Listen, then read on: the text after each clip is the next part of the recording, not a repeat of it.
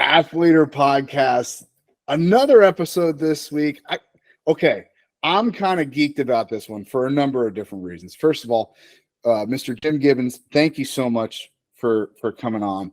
But here's why I'm so excited. Number one, if you don't know who Jim Gibbons is, shame on you, coach, broadcaster. And now here's why I'm excited. Because you are adding to your long list of attributes, and now you're executive producer on a documentary series called The Duel that I happen to watch some of. I haven't seen it. I haven't seen the whole thing yet. Admittedly, it is a 6-part series. So I am getting there. I'm in the middle of episode 3. And for those of you guys that have not heard of this, have not heard the rumblings yet, it's about the Iowa State duel in Ames in 1986, which is going down in history as one of the best duels of all time against two of some of the best teams of all time. Let's start here. Start rattling off, if you can and will, some of the accolades of the athletes. Forget about the coaching staff, okay? Some of the athletes involved in this particular duel. Well, Mike, this is the 86 duel between Iowa and Iowa State. And there's a long story as how we got to this process here. But a good friend of mine, John Myers, and I decided to go down the path of doing a docuseries on this 35 years later. And we've talked to 17 of the 20 guys that were in this meet, coaches, the assistant coaches. And so it's really cool because at that point in time, you had Iowa going for 9 in a row with Dan Gable in that time period between 1978 and 86. And it was my first year as coach at Iowa State. So I was a 26-year-old head coach at the time. And of course, can we pause it there? Was that terribly common in the mid 80s? I don't like 26-year-old head coach sounds awful young by today's standards. Was that more common then? I wouldn't say so. I mean, I took over. My coach was 68 when he retired, right? So, Harold Nichols, and so it shocked a lot of people that I got the job, basically. But I didn't have time to worry about that. I was doing the job. But but I think it helped a lot of other guys that were younger at the time get jobs. I mean, John later on got the job at Oklahoma State, and several other younger coaches have got. But I figured it out later in life that it's because we were cheaper. Right? Okay, that's fair. That's not entirely true, but yes, it is. Probably in some respects. But anyway, so I had the opportunity to create this team. I was the assistant coach before that for 3 years. I was the recruiting coordinator, which gave me a tremendous advantage because I knew the guys and had a little bit to do with a lot of the guys that were in the program at that point in time. And I've been coaching them for a while, and it's my alma mater, and I never left. So that was good. But I think to answer your question, Myron Roderick got the job at Oklahoma State right after he graduated from college, pretty much, and so he was a young coach as well. Had a lot of success at Oklahoma State. I think they won 8 in a row with Myron. And so the time frame of this duel was during this process of Iowa going for 9 in a row in the pursuit of possibly 10 in a row, which would have been an NCAA record. So tell me more about some of the athletes that were on that team. I mean, because there's just like the who's who of Iowa wrestling. Because all right, well, let's start here. When you said you were the recruiting coordinator before you were the head coach, how much of your lineup was Iowa kids? I think we counted it up that between the two lineups at Iowa and Iowa State, we had 11 guys that won 24 Iowa State championships. So it wasn't just Iowa centric. In fact, we're coming out with a little trailer piece right now called Why the Duel, but we had people from all over. We had, Marty Kistler was from California. We had both coasts. We had Penrith from New York, Brad Penrith, and we had Rico Chiapparelli from Maryland, and Dwayne Goldman from Colorado, and that Ohio with Jim Heffernan. These are all names that you know, and Billy Kelly was from Illinois. So we had people that were pretty well represented across the country. The other 9 guys were from the other states. But, this meet was special. And I didn't really recognize it till my friend John called me up in the middle of COVID when LA was shut down and they weren't doing any projects. John was a visual effects supervisor for a number of really successful projects in LA, film projects and TV and commercials for that matter. And he was going down a rabbit hole and he found the Iowa Public Television broadcast on a website, Iowa State website, and he started watching it and he goes, "This is the most dramatic thing I've ever seen. What are your memories of it?" And I go, "Well, I guess it was pretty dramatic." I really kind of downplayed it. It was one of those years where it was my first year in coaching and I forgot about, how successful all these guys become. There were 12 guys in this meet that won 16 NCAA titles. There were 29. Say that NCAA. way. No, don't hold on. Don't blow past that. That's huge. Say that one more time. There were 12 of the 20 wrestlers in this meet in their careers won 16 NCAA titles. That's Good Lord. Yeah. And so, and if you recognize, this team, the Iowa team went on to, of course, win their 9th in a row NCAA title, but we had a great dual meet in Hilton Coliseum that night, and there's a lot of excitement, and it set the foundations, I think, for us next year. But it also, we kind of delved into the magic of what being coached by Coach Gable was like too, in this pretty significantly. So we went to 9 states. We talked to 17 of the 20 guys in there. This isn't, how can I put it?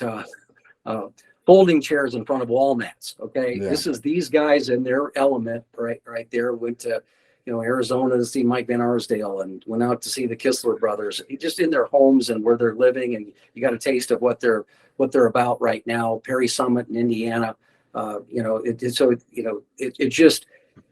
Before I forget this, but there was also 29 NCAA championship performances, meaning they made it to the finals 29 times, those 20 guys, lots of thirds. That's just crazy. It was. And so we just made the decision to go back and we got 4,000 minutes of footage and we put a 6-part docuseries together. All right. We pay homage to public television in this thing because it was significant advantage, I think, for a lot of our people in the state of Iowa to be able to watch this on free television, back in the day. And, you can still talk to people that were in the roadhouses and the bars downtown and getting together in small communities and watching Iowa and Iowa State scrap at it. And public television also did the state high school wrestling meet. You could have robbed banks in places like Osage, Iowa, because they are all filling up a section in Des Moines at Veterans Auditorium. So that became that public television was certainly a character in the story here with their coverage of college wrestling. And a lot of the vintage video that you see are still from some of those old meets, when guys from Oklahoma or Oklahoma State would come into town. So we decided to put this together. Go ahead, Mike. Well, I mean, you say that Iowa Public Television is a character in the series, and you're right. But for me, it's kind of because I grew up on the East Coast. I was involved in wrestling in the mid 80s and late 80s and early 90s. And to me, Iowa Public Television was a character in college sports. Like so you as someone that was recruiting in the state of Iowa, you had a very distinct advantage over Oklahoma State in regards to, hey, your kids are going to be on TV for dual meets. Like this is that. I know that doesn't sound to you as an older gentleman now like a big deal, but for a kid coming up, holy smokes, man! If you would have told me that I can go to school B and wrestle in front of 5,000 people, that's fine. But if you could tell me I'm going to be on TV every week, every dual meet, I'm going A for sure. Well, it certainly helped a lot. I think a lot of people across the country got to see that, and that's why. But there was more going on in those two programs. Think about this for a second, Mike and Joel. Not from 1965 on till we'll say 88, maybe 16 of the 2021 championships were in one of those two schools, Iowa State. Where that encompassed the Gable era at Iowa State, and of course the Gable era at the University of Iowa with the 9 in a row. The two with Gary Kurtelmeyer, who coached was the head coach at Iowa when Dan was the assistant. My coach, and our title that we won in '87. So with my staff and my guys. So that was part of it. I mean, it was good entertainment. I mean, there were some great duels. I mean, it's kind of, but what's I think more important, I think that people will get out of this is that how important a rival has meant to these guys a lifetime later, 35 years later, and how almost reverently they speak about each other. And we had a couple of the guys sit down together. We had my brother Joe, who was national champion in this meet, and Kevin Dresser goes on to win the national championship. They both sat down. The juxtaposition of Joe being the defending champion at Iowa State, now Kevin being the coach at Iowa State. So it was fun getting those two together. We also had Royce Alger and Bill Tate. The world needs a lot more of Royce and Bill, right? First of all, the world can only hold one Royce Alger, and that is a truth. Yeah, this is must see, and some of these just as producing this, and this was a 2-man operation. I held the camera. I helped put up the lights. We did the interviews. We interviewed the official, who was also an NCAA runner-up for the University of Iowa in 1970, who wrestled an Iowa State guy, Jason Smith, in the finals, Phil Henning from Marshalltown. So he's a local guy, and we got his input. And there were some fun calls in that thing. So we also got a hold of Ivan Maisel. Ivan was a 26-year-old Sports Illustrated fact checker. We talked the guys into, hey, I'd like to come out and do the Iowa State wrestling meet. It's 1 versus 2. Now, he'd never seen a wrestling meet before, right? But he was from Alabama. He knew rivalries like Auburn and Alabama, familiar with that. And we went out and visited him out in Connecticut. He had a successful career at Sports Illustrated and went on to write for ESPN.com. And he was on I followed his career all the way through. It was a one call. I called him up. I says, do you remember Jim Gibbons from Iowa? He goes, how can I forget it? It was 10 degrees, I was freezing my rear end off, and it was a very memorable experience for him interviewing Coach Gable. And we were the same age, so we went and hung out together. So I took him out on Ames and people were blown away. This before the internet, before Sports Illustrated was the deal. And you go back.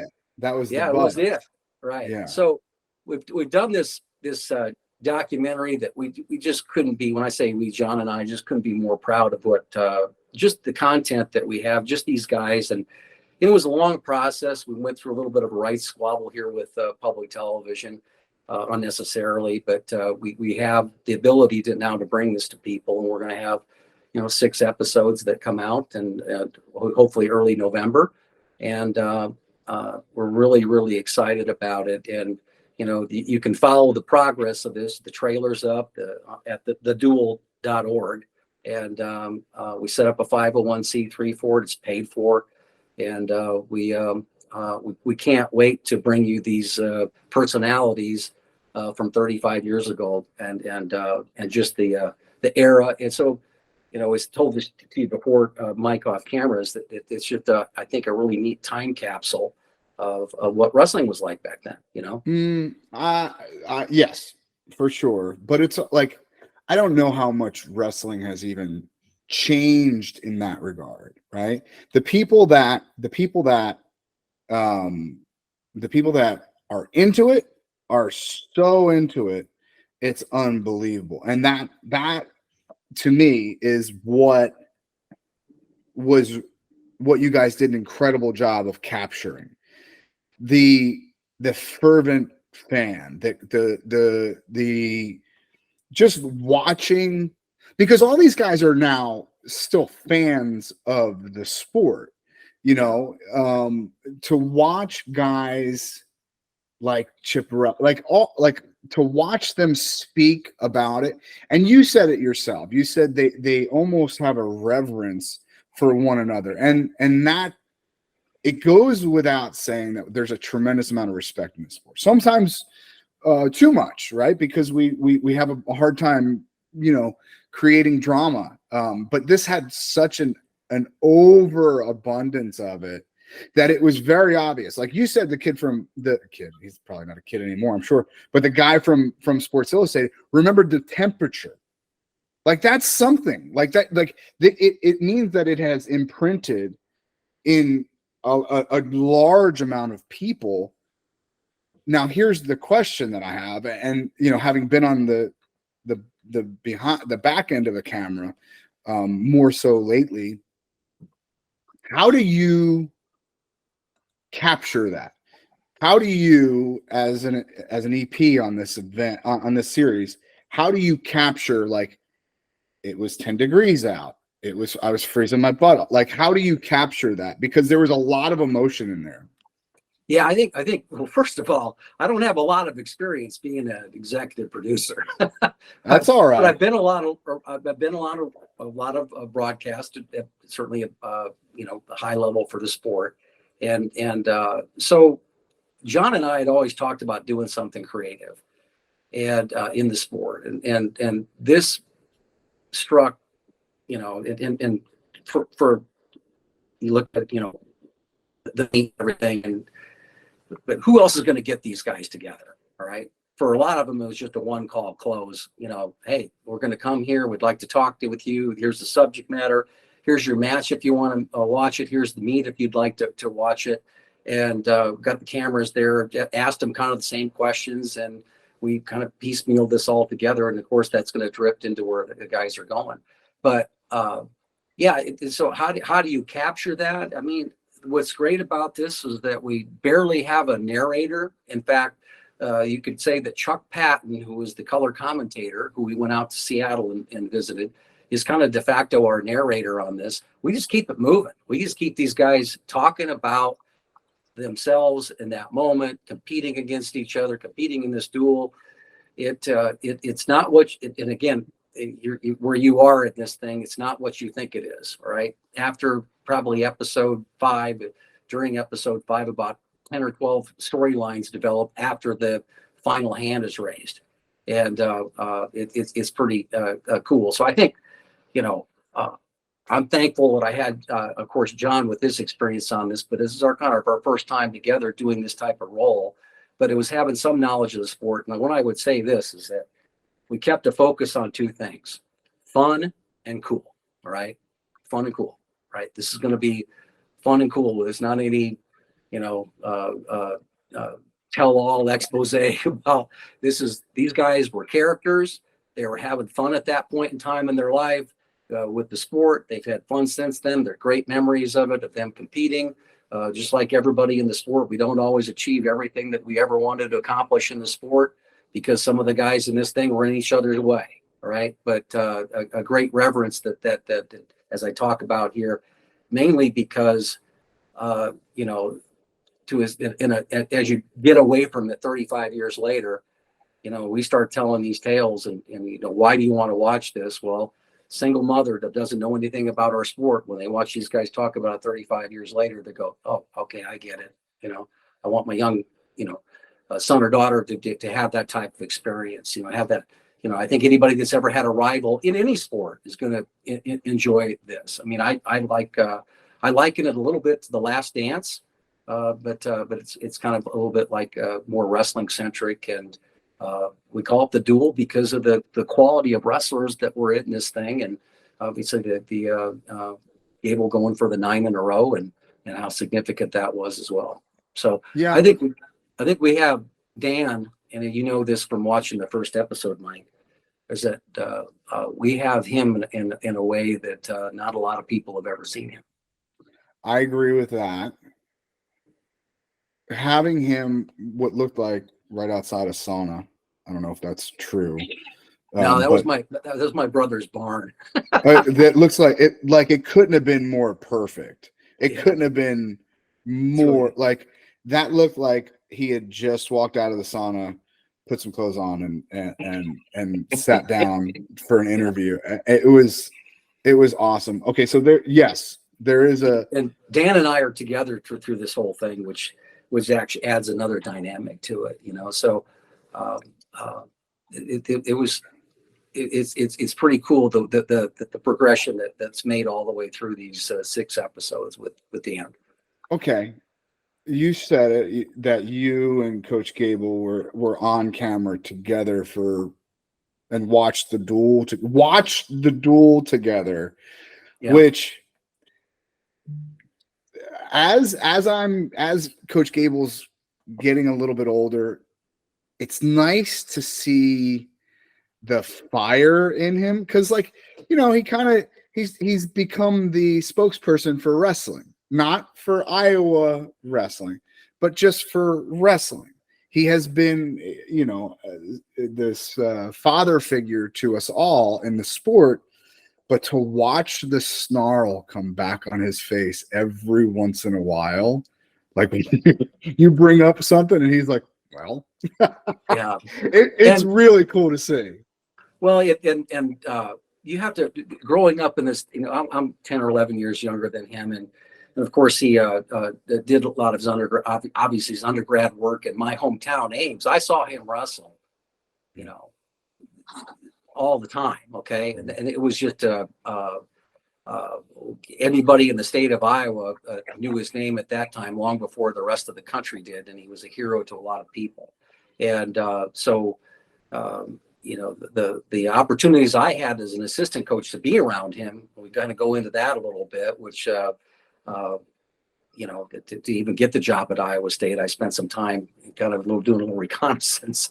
But anyway, we tell that story, and so it's like our relationship, I guess, would be, of course, is one of respect. I certainly respect what he's accomplished in the sport. He's always been really good to me.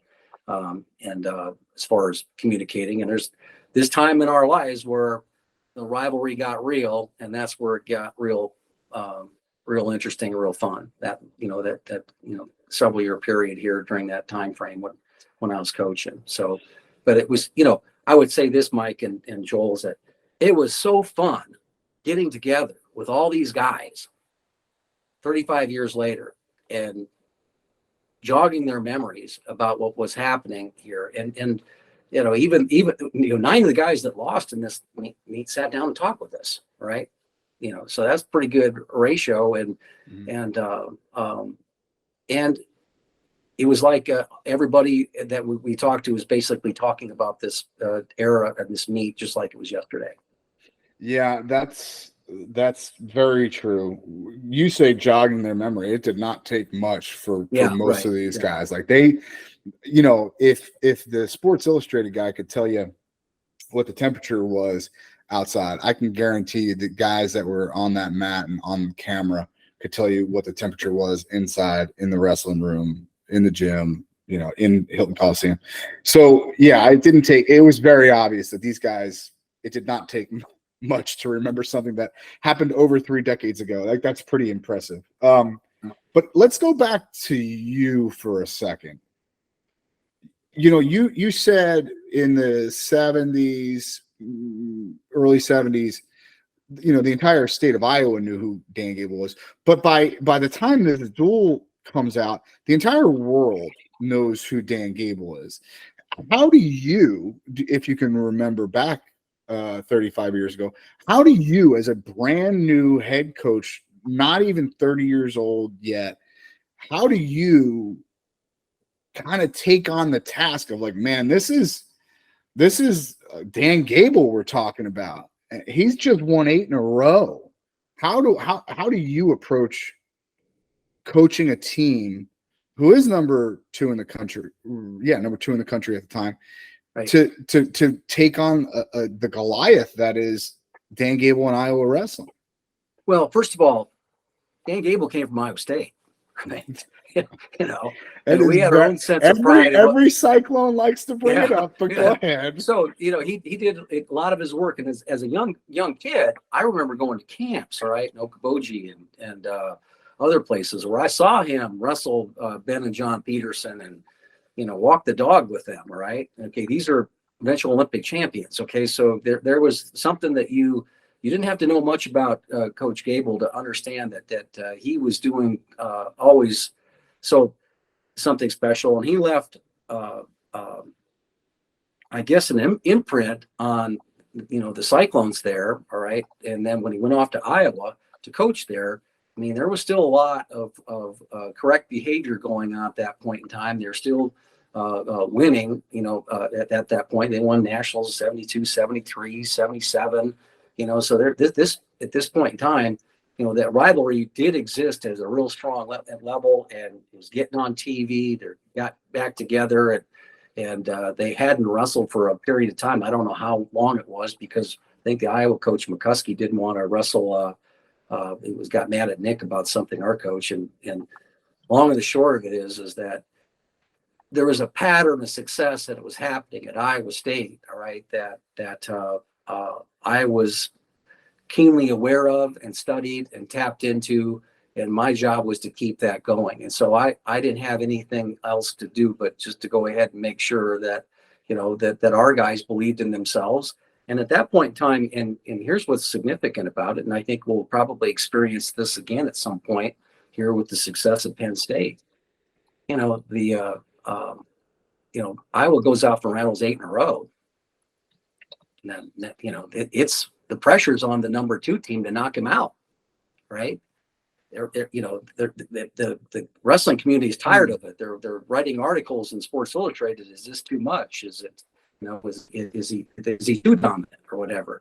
And all, and getting all the recruits that they wanted, everything. You see evidence of that type of stuff happening here with Alliance, right? Who's going to be the one that's going to be able to go ahead and stop that streak, that they got going. So we were living it back then, and I was just a young coach, and maybe just focused on that, believed in the tradition of my program. I had great assistant coaches, Ed Bannock, Les Anderson, and Kevin Darkus was on our staff at that point in time. Great people that had won championships and themselves, and had success against that, against our rival themselves, and we went to work. But as a young coach, you've got to be able to go ahead and show some level of humility and being able to work through other people. I got a kick out of, I really like what you're doing here, getting some of these assistant coaches and, Reader, and I saw the one with Seth Gross, and I saw Vincenzo, they're experiencing that assistant coaching phenomenon here for the first time. And, as a head coach, you got to be willing to let those guys be able to touch those younger wrestlers. And for me, I treated them all like my younger brothers. I couldn't be a father figure for them. I couldn't baby face and all that stuff. I couldn't pull that off. But I could be a younger brother, and a younger brother can be pretty hard on his or older brother and younger brother, relationship. I could push him. So the big thing we had to do is get him in great shape, and give them the confidence that it took to be able to be tough out there in the moment, to be able to go ahead and beat guys from a great program. Okay, so, and this might delve into a little bit of your coaching philosophy, so to speak. How much would you bring up Iowa? We're going to beat them. We're going to beat. How often was that on your tongue during the season, in front of your guys in the practice room? It's certainly that those are things that you say in the beginning of the year, all right, and then you just got to go out and do the work, okay. And whether we honestly believe that year that we were going to go over to Iowa City, all right, and beat them in the national tournament, which was held in Iowa City. Right? We have to have that type of belief. And as I call it myself, it's just kind of kind of an irrational faith in what you're doing. There has to be delusional confidence. All right. Anytime you hear about anybody doing something special, it's true though. You have to be completely delusional. So I'm a number 6 seed, all right, that won the national title with 2 national champions in my weight class. All right. I was delusionally confident. All right. There wasn't any evidence that you had that I was going to go ahead and win the national title that weekend. But I believed it. All right. And so and the fun thing about this is that you get to see a little bit of a peek in the 2 different cultures that we had going on. I mean, my guys were maybe a little bit more loners, and whereas theirs, we're following the Gable was such an important force, right? Yeah, he was carrying the flag, right. But I think in some degree though that Gable in his I spent a lifetime observing what it would take to coach a national championship team. It seemed like, and I've been watching it ever since. Yeah. Gable's style up to that point was different than what it became after that point. All right, after like in '87 when we won it. All right, his relationships were different, and I think one of the things that this brings out is like I said, I think we have one of the best looks at Coach Gable that you can ever get. All right, and it's almost stereoscopic because you get to see the my team talk about him. Of course, the Iowa team talking about it. Mark Johnson, his assistant coaches, talking about it. I'm talking about with him, just standing right there, letting him know, so it's a unique look into, his program and the 9 in a row. And by the way, they go on after this dual meet and set the point spread record between first and second place. They have 6 in the finals, 5 champions. You can look this all up. It's kind of looked into the magic of what happened here, 3 weeks before the national tournament that turned that team around. And we went the other way, but it became the basis of what helped us the next year. As somebody who's gotten to, compete, coach, and now, commentate at some of the highest levels of wrestling, you talk about that irrational confidence of, you just believe in yourself and you're going to be able to go accomplish what you're setting out to accomplish. What do you think kind of contributes to that, or how do you cultivate that as a coach or as an athlete? Well, at Iowa State, we had evidence back then, right? There's hard evidence. In 1985, we had a guy by the name of David Ewing lose 20 matches during the course of the year and finish 3rd in the country, right? Mike Van Arsdale that year had high teens worth of losses. Now, they also had a lot of wins, all right, but finished, 7th in the country, became All-Americans, okay? Guys that were unseeded, I think that became All-Americans. I think Iowa State has the highest number of unseeded wrestlers and that'll never happen again because we seed all the way down to 33. Wow, that's interesting. Yeah, so you're saying that there's a statistic out there that it can't be broken now because of seeding, but that Iowa State had more national champions All-Americans. Unseeded All-Americans. Interesting. Yeah, Sorry, go ahead. So there's things that happen in your program. I mean, that you can point to that, nobody thought that this guy was going to win. Well, I remember when I was a little kid watching Rich Bennett get beat like 21-5 at the Big Eight conference that year by a guy Jones from Oklahoma State. Well, Rich was the national champion 2.5 weeks later. They called it the Big Eight jinx, right? I got beat 21. I got beat 21-4, right, in the Big Eight semifinals, right? I'm the national champion in 2 weeks. So it's like, okay. So what in your estimation? Because that doesn't happen. I don't want to say ever, right? Ramos this year beats Spencer Lee. It happens when they get the seeding wrong. Okay, that's fair. That's fair. But I guess what I'm saying is you just don't see that quite as often anymore. Any idea of why? Well, I think, and this always excites me about the national tournament. I've seen 50 of them so far in my life. It seems like that's a few. Jeez. Yeah.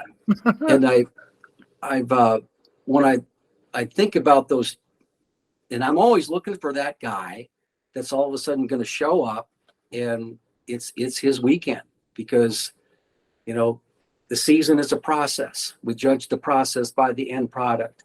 You don't get too down if you just water off duck's butt. All right. Mm-hmm. You tried something different. It didn't work. All right. Next time you wrestle him, it could be something as easy as grabbing an inside bicep tie as opposed to elbow tie. And all of a sudden, you know, the whole thing changes up. It could be, you know, changing the lead leg on your stance for a period of time to get him frustrated. It could be riding on the right side instead of the left side. It could be something, a little minutia that changes the whole match around. You know, we had guys like John Thorne. He gets beat 21 to 22 to 5 against Randy Willingham, the number 1 seed. And in the quarterfinals, a week later, he beats Randy Willingham. All right. So we just always had that faith that we are there. We had evidence of it. So you say, oh, how do you know, in a place like, you know, Iowa State at the time, you could build up that lore of these guys that did great in the national tournament. And I'd grown up with that. And so I had those stories in my back pocket, but it didn't change you still got to do the work. You still got to be mentally tough. And we had guys on both sides, as you can see in this thing, in the meet itself, that were really mentally tough, physically ready to wrestle. And we had 20 guys that were going after it that night. It was a lot of fun to go back and watch. But it's not about that. It's about these relationships that some of them grew up together. And it wasn't just the guys from Iowa that grew up together that knew each other. We knew the Kistler family back in Riverside, California, when we first started wrestling and spending any time out of the state to go ahead and wrestle a big national tournament. We knew these guys. And so like I said, they all knew each other. They grew up with each other. Iowa City and Ames are not that far apart. All right. You throw you and I in there, you've got probably a myriad of guys that get together. Right. I know we did back in the off season. All right. And spend time with each other and end up being kind of friends, you know? Can we go back to Gable for a second? I wrote something down that you mentioned, and it was always my inclination. It was always my assumption, and it was corroborated on when Gable went on the Joe Rogan Experience. He said something to the effect of, you know, I did it this way for so long, and then I just couldn't do it that way anymore, and so I had to do it this way. And you made mention of it, like Coach Gable was a very different person in the beginning of his career as opposed to the end of his career.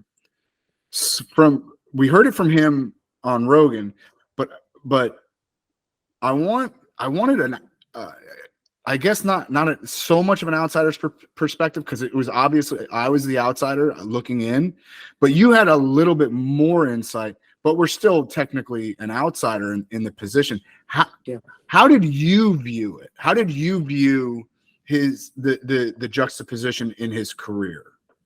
Well, I think I know where you're going with this. I'm going to interrupt you for just a second. I'll get back to what your question is. You got to remember what my job was, to get guys over Gable, right? That they could get everything that they needed right here, right? And if they did it, they would get all the credit. Okay, that was, we used to, don't worry about me. I'm not worried about, you know, you do it, you've done it. Okay, right. And that you're not part of a group here where, you know, not to say that Dan did this, but you know, you're but it just becomes that whether he likes it or not.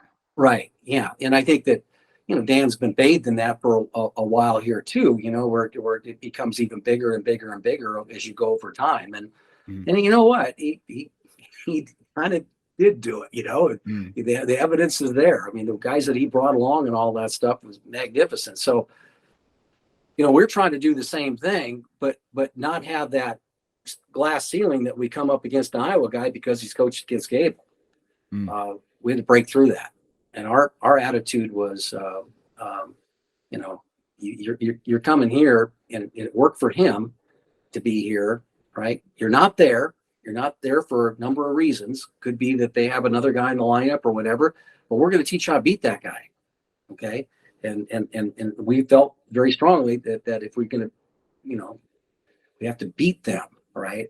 They were the target, and when you talk about, I think, getting back to answering your question, in this docuseries, right, it's fun to watch Coach Gable go through this machinations himself about talking about that, because there's a clear differential between the 4 years that when they didn't win, Oklahoma State, Arizona State, Iowa State wins, Arizona State wins, and then 2 for Oklahoma State. When they come back, they are a much better program, right? Even though they didn't do 9 in a row, right? In my opinion, right? But the young Coach Gable, I mean, he's in the room. He's in his late 20s. He's got his hands on everybody. Okay, you get a little bit older, right? You can't put your hands on everybody, right? There's the lore of Coach Gable going against the Bannock brothers and having them tag team in on him, and not giving up a takedown, and going against one of my heroes, and a guy who was very influential in my coaching career and my career as an athlete, and Chris Campbell, top of his game, 180 pounder, world's most technical wrestler. He was voted basically the outstanding wrestler, showing up with in Wrestling Gable, and it's off him. I don't want to. I wasn't there. Okay, but I heard the stories too. Yeah, so he was just phenomenal. So Dan had his hands on everybody. Okay, and had the stamina to do that. And for us, for me, I didn't have that stamina for the sport. I don't know how he did it for as long as he did it, because remember, he retired age 47, something like that. Mm-hmm. Yeah, and it's amazing what he accomplished there. But and you see some of the same things going on right now. But what did they have? They had a lot of guys in the room, that wanted to get better. They had a lot of guys that were battling for the world team and all that stuff. 2 or 3 guys looking for the same spot were in that Iowa wrestling room back then. So we maybe didn't have as many resources as they had at the time, but we were expected by our fan base to go ahead and compete with them, because that's hopefully Iowa and Iowa State will fight over an empty water bottle. Well, I like that. A little bit left of it. Yeah, I mean, if there's something left, then we got something to fight over. Yeah. Let's bring this to the Gen Z community right now. What would a young wrestler growing up today be shocked to know about wrestling in the 80s? How little that they worried about the opponent. It was a question that we asked almost every guy. What were your thoughts out there? How much time did you spend, thinking about the other guy's moves or anything like that? Almost to a man. They thought about my moves, what I was going to do out there, how I was going to move, right, and all the stuff. So that was the mindset of, I think, a wrestler back in that era. I think that do you think that that's lip service for the camera, or do you think that that's honest to goodness truth? Honest to goodness truth. Yeah, the sincerity of the way these guys say it can't wait for people to watch this, because it's such a clean look into some pretty tough-minded people. I think when it gets to that but characters and fun and good teammates, and but I think that's the one thing that jumped out at me, is that how little it was a question that John came up with, that how little they worried about what the other guy was going to do. Do you think that that's representative of all wrestlers from that kind of era of wrestling, or do you think that's more just applicable to some of the guys who were super successful, and part of the reason why they were that successful is because that was their mindset? Interesting. I think it's the way we practiced, because the guys that Iowa practiced the same ways that the guys at Iowa State did. You got in the room, all right, and you went in there and you went for an hour and a half hard, all right, or go till you had to take a break and all that stuff. And you pretty much at the end of the year, you were going till you dropped. And there was a lot of longer, there wasn't broken down to do 30-second goes or something like that. And there's I think that's just it, and there were enough really tough people in the room that all you just had to worry about what you were going to do out there, and hopefully you made the adjustments along the way to see if it would work. But that became the attitude. I think my coaching, coaching has got to be about, it's not beating the guy, that you beat 8 by 8 points by 13, even though that's important. It's beating the guy that beat you by 3 points and turning around and beating him by 2, right? It's winning the tight matches. So what do you have to do that? I broke it down a little bit more in our practices, a little bit more, just because, the philosophy that, I thought that very early in my coaching career, there were so many guys that wanted to teach and bring new things in and all that stuff. And pretty soon I looked over at a team full of confused guys. Wait. What do you mean? What do you mean by that? What do you mean by that? I'm not sure what you mean by that. Well, I remember going to Oklahoma State, and we got, you don't get snowed in at Oklahoma State, you get iced in, right? So we were iced in at the airport. So we went back and I apologized to my guys. This was in the 87 season. I think it was about mid-January wrestling Oklahoma State down there. Anyway, so I apologized to my guys. We've been showing you and spending way too much doing things that we think will help you. I promise you the rest of the season, the only thing that's coming out of our lips is going to be your go-to takedown on the feet, great defense on the feet. We're heads here, head in the middle, head on the outside, all right? Being able to get out in 15 seconds and riding a guy for a minute, close out period, whatever it takes to be able to go ahead and do that. That's what we focused on. And I did that every year I coached after that. And little things like, you're holding a lead with 15 seconds left. He's going to shoot to your right leg, lead with the left, right?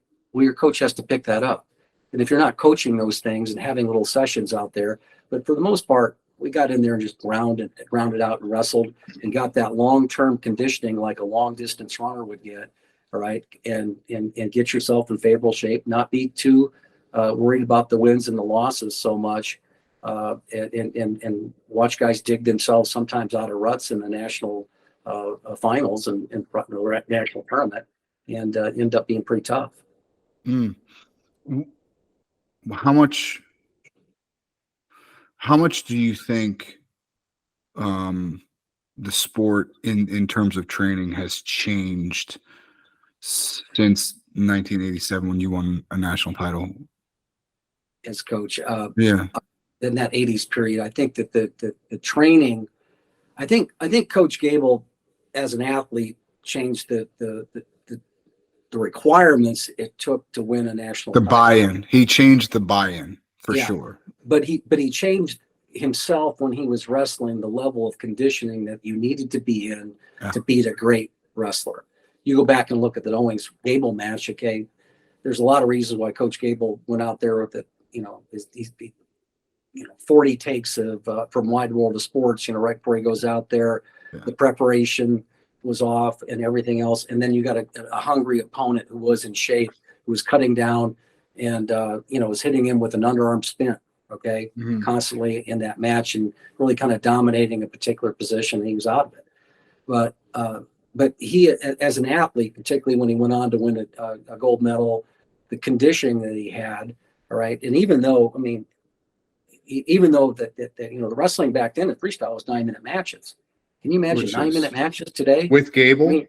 I think you could probably make a case that he could have won. The other guys are not going to want to hear this, but he might have won 10 more titles if he'd stayed out as an athlete, which you would do in this era. Yeah. So your question was what's different. I don't think. I think Coach changed the technology. There was a technological change in there with Gable and with a focus on conditioning. Guys, they called stalling so much more than they call it now, right? With the rule changes and all that stuff. I mean, you got guys that had 10-point leads were getting dinged for stalling, okay? And maybe even giving up points, okay? So, all right, you backed up. And so what it did was it forced the wrestling up, okay? So that, and I think that it made it when guys had to present their hips a little bit more, because right now you see a lot of wrestling and it's getting a little bit better, but the guys have their butts out way out wide and they're bent over at the top, and it makes, particularly at 125, it's just really hard for guys to go ahead and score. Well, if you were blocking with the top of your head, right? John, did that, and he got away with it because he put up 15 points, right? Mm-hmm. They could, they call him for stalling or whatever because he's blocking with his head. But by that time, he rattled off 4 low shots below like he's coming up from underneath the mat, grabbing your ankle and winning with it. Okay. But up until that point, people were wrestling. Yeah. Watch Alger versus Kevin Jackson. I mean, they're standing up. Well, yeah. The reason why they're standing up is because, coaching Kevin in that situation, we had a heck of a time, dealing with Royce's forward pressure and his collar tie. All right. Yeah. And what he would try to do is what we call tiring out techniques. Okay. Royce isn't out there hitting explosive shots in the beginning, but what's he doing? He's grinding him down. And as a result, a lot of points were scored and all that stuff. But that's the wrestling back then. And that's why you saw more Metzgers. That's why you saw, some body locks and, the Schultz Bannock match. They're chest to chest. Why are they chest to chest? Because if you block with the top of your head, you get called for stalling. If you threw your butt out in any way, you're they're going to hit you for stalling, huh? They're going to ding you, all right? And you could be wrestling your rear end off. All of a sudden, you give up a couple of those in a takedown, and you've given up a 4 or 5 point lead. That's a different match. That's a very different match. And so pushing and mat control and all that stuff were really a part of the wrestling. And so they always talk about the step out rule. We just call them for stalling. Yeah. Call them for stalling. It'd be a lot easier. But so Coach Gable, with his guys, were constantly moving forward and controlling the center of the mat, working the tiring out techniques, getting guys that were maybe much better technically in the first period, right, out of position, get the crowd involved and all that stuff. I mean, Carver Hawkeye was, you think that Carver was a tough place to wrestle. The field house was for real, right? There's steel bleachers there, 11,000 people in there, could make just as much noise as they had in Carver back in the day. And that it was a tough environment, but we loved it. Loved going there. Loved. When it was all said and done, I told Shane the other day, he brought it up and he said, dual meets are tribal. Our guys are better than your guys. They get together afterwards and talk about the days of war where the heavyweight didn't get pinned and good job. There's a couple of key people. It's just the same with this thing. And there were some great meets back then. Some memorable meets. They were all on television. We just happened to focus on this one. We think people are going to like it. We think that this has never been done before in the sport. It's some of the things I'm most proud about that I've ever been associated with in this role. But it was just getting a bunch of guys together like we're doing today and talking about the sport in a way. And I think that, in the bigger picture, if it gets 100 more guys to stay out for the sport and catch a good friend, if it gives you a little bit more respect for your rival after a few years, open up a conversation with somebody. Hey man, I really, I can tell you this in our sport. I never, felt like hatred towards somebody else, because why would I want to waste that much emotion on that? And that's the way it was back then. I think the fan bases probably would have been really shocked about how much we did talk, how much we did get together, and how much, you see the same thing with coaches on the recruiting trail, recruiting the same guy, but, I think so. How much, what would a young person be surprised at? that they would be surprised that we spent little time focusing on the opponent. Maybe I think that started evolving in the 90s, maybe 80s, late 80s, I think it's so cool to get such an in-depth look at how wrestling used to be. As someone growing up in the Bay Area, there's not a rich tradition of wrestling here, and so it's cool to see what that looks like. It's cool to see what that looks like, growing up in Iowa and kind of the Iowa State rivalry.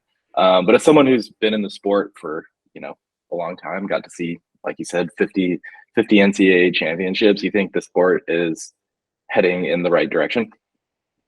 My goodness, we just saw the best national tournament I think I've ever seen. Right. I really believe that. I mean, the surprises, the talent, there's 200 coaches now, I believe, that can go ahead and take one of these top 4 guys and have them finish in the top 4. Mm-hmm. Right. There's 200 coaches. There's not necessarily 200 Jay Robinsons or Dan Gables or Kales or the high level national champion coaches like John and Tom and Tom. So it's like there's not 200 guys like that, but there's not 200 programs not 30 programs that are putting that type of commitment on it. But there's the level of coaching. I think it could be better at the assistant coaching level, because just I think that's a hard, and I'm making a hard statement here, and it's not generality here, but guys that are getting frustrated by getting out of ankle rides, well, come on, that's a pretty easy thing to get out of, right? You know what I mean? It's a a guy sagging on your ankle or anything like that. That's a pretty easy thing to get out of here, all right? But I think we just, some of the where wrestling's getting bogged down is that I think I don't think some of the because for me, I'll just take you back to one match, the 141 pound match. I mean, where the Colorado, Northern Colorado wrestler, drawing a blank right here. Aliris, yeah. Pardon me, Andrew. But the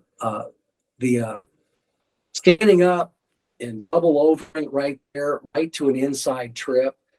The risk reward was all in his favor. All right. I want to see that type of wrestling from the bottom position. Okay. All right. Where guys stand up and challenge, throw your hips in. All right.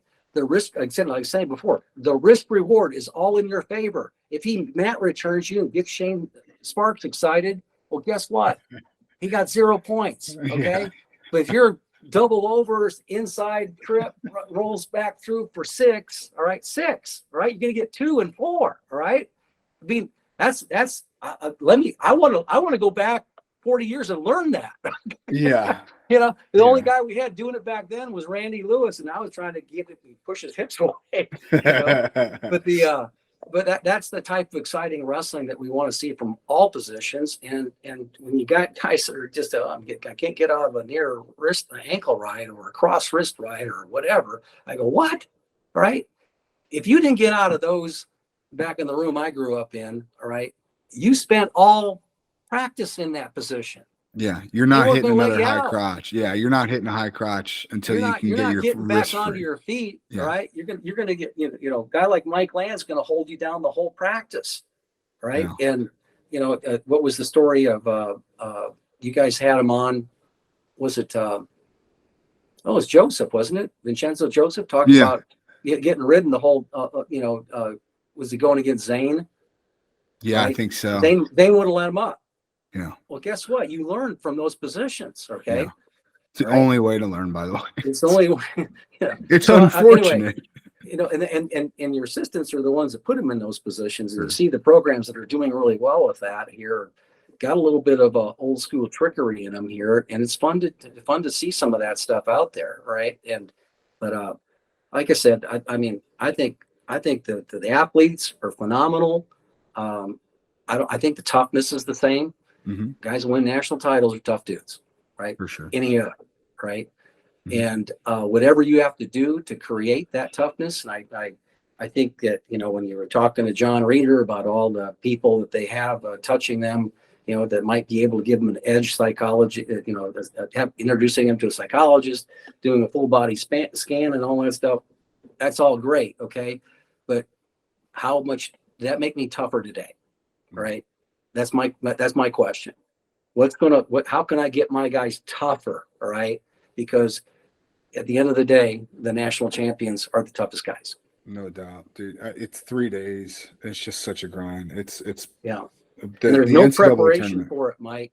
No. There's no preparation. There's literally in the most literal sense too. You're not kidding. Is there another tournament that you can think of? 3-day tournament. There's no 3-day tournament. 2 days. Yeah. Vegas is 2 days. 2 days. Nothing prepares you for it. Literally nothing. For you, so by the time you're in session 6, you're standing on the podium, you're standing on the stage. You are in uncharted waters if you've never been there before. Yeah. Well, by the time you get to Friday morning, Mike, you might have had Monday as the travel day. Yeah. Or Tuesday. Probably Tuesday. Well, that's Tuesday, all day Tuesday, Wednesday, Thursday, Friday. Okay. From Friday morning on, you're in uncharted waters. You don't take a trip that long the rest of the year. That's right. Okay. And so just getting just seeing your opponents, and that's one thing I learned by wrestling the tournament and then studying it and trying to help my guys through all that. There were some guys that I thought that were heavy sleepers. We'd wake them up early. Had to figure that out through trial and error. But but it's always been about finding the toughest guy in that weekend. But I thought last year's tournament was one of the best of it. Aces, absolutely aces. All right, last question. We asked this of most of our guests. If you had a magic wand and you could change one thing about the sport of wrestling, doesn't matter what it is, what would you change about the sport of wrestling? Oh man, I wish. Maybe we talked about this a little bit earlier, but I just wish there were 10 more, maybe 20 more competitive programs out in the West and in the Southeast. Yeah. Right. Because the talent where we're getting these guys, and in Texas as well, the talent where we're now starting to get all these guys that are representing these programs is getting more spread out. I mean, I was telling somebody this the other day, in the class of 77 in 3A in large schools in Iowa, we had me, Lenny Zaleski, 3-time All-American. I was 3-time All-American. 2-time All-American Perry Hummel, 2-time All-American Kenny Gallagher, 2-time All-American Dave Brown from Iowa State. Kenny was from UNI. 1-time All-American Dave Fitzgerald. Joe Gormley, 2-time All-American from UNI, or heavyweight, wrestled at Iowa State. That's just one class. That's just one class, right? Yeah. So it's gone away from that, and I know Iowa's gotten a little bit tougher here with the kid wrestling. We'll see what that looks like a little bit later in their careers, but it would just be wonderful if that talent was there 20, 30 years ago when they had programs like UCLA, or 40 years ago when they had UCLA and Oregon and Washington, LSU, and all that stuff. LSU, exactly. But that's the one thing we got to find. I don't know how that's going to work, because we really haven't added. We haven't had a traditional Division I program add wrestling. That's right. But that would be my wish for the sport, and I think that would add a lot of strength, and it would obviously take a lot of money to be able to do that. But I don't know. Yes, you're right. It would take money, but I think it's just commitment from a lot of these major institutions that they don't have much of a reason to commit those type of resources to wrestling. Well, that and things are on shaky ground right now in college athletics with the conference realignments and all that. Sure. I think that makes a difference. But hey, I want to make sure before we go here, all right, you can follow this at theduel.org, all right, and look at our trailer. And I'd like to have your audience, take a good look at this thing and watch when it comes out. It's going to come out in November. I don't know if we're done talking about this, but I want to get us back to this effort here, because we set up a foundation. We paid for it. We set up the foundation. So we're going to roll this out in mid-November. And you said all the proceeds that y'all make from this event, or excuse me, from the series, going right to the going into our foundation. Yeah. And so we don't know what that will be, but we John and I set out to do this. It's fun. Something that was fun and cool. And we'd like to get back to the sport. One of our, we are, Dan Gable, I don't know if you know this or not, but you probably saw it on Joe Rogan if you saw that interview, but he's got his own beer.